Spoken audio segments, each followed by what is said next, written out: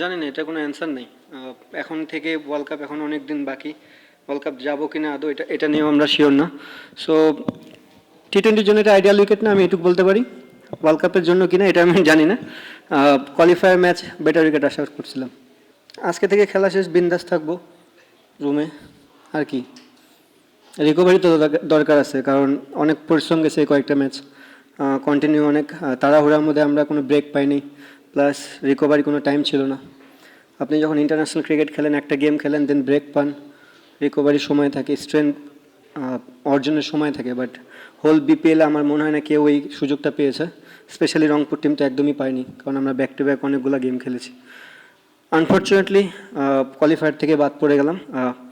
Sorry Rangpur যারা fan ছিল তাদের জন্য, তাদেরকে আমরা যে প্রত্যাশা তাদের থাকে সবসময় সেটা পূরণ করতে পারি নাই। এবং এগেন সরি রংপুর ওনারদের জন্য, যে তারা যে আশা নিয়ে আমাকে এই দায়িত্বটা দিয়েছিল, তাদের আশাটাও পূরণ করতে পারলাম না। But at the same time জানি না, যদি ওয়ার্ল্ড কাপ যায় এই ব্রেকটা অনেক কাজে দেবে। কী অ্যান্সার দেবো ভাই এটার? টাফ দেখে দুইটা টিমই তো স্ট্রাগল করছে, এমন না যে ওরা 10 ওভারে গেম জিতছে, লাস্ট বলে যায় গেম জিতছে এবং 6 রান লাগতো, তার মানে বোঝাই যাচ্ছে যে উইকেটটা টাফ।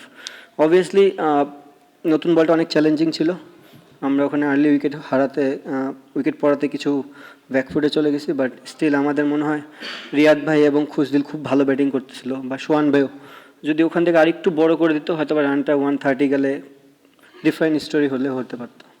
এই যে এখন থেকে সুযোগ পাবো, যারা 23 তারিখ থেকে খেলা শেষ করবে, তারপর যদি বিশ্বকাপ হয় 7 তারিখে শুরু হবে, তাহলে 7 আর 23 থেকে 7 14 দিন মেন্টাল অনেক সুযোগ থাকবে আমাদের চিন্তা ভাবনা করার।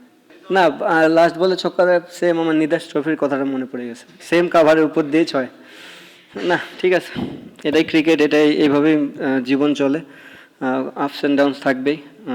জিততে পারলে তো ভালো হতো, এখন পারি নাই, কিছু করার নেই।